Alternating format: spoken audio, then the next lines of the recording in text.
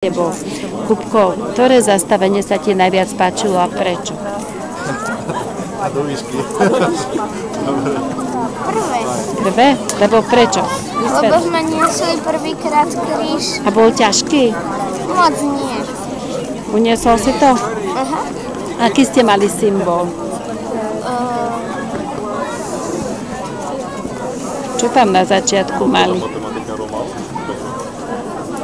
Takú misku s vodou. Čo to znamenalo? Že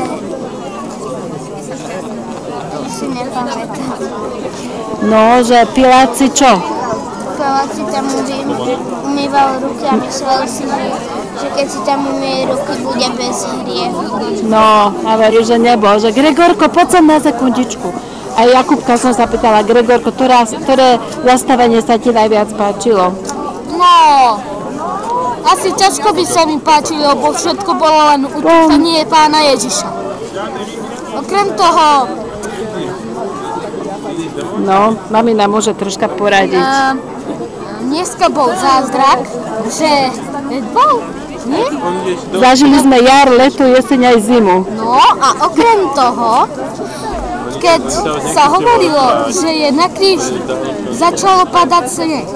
Akože normálne, Pán Ježiš, keď bol na kríži, bola silná búrka a zemetrasenie. To znázorňovalo ako silnú búrku. A keď stal z mŕtvych, už prestali tie zemetrasenia a prišlo obrovské lúče. Pozri, a to slnko také, jak teraz vychádza. A to slnko ukazovalo, že prišlo a prišiel a stal z mŕtvych. No, super. Ďakujem, Gregor.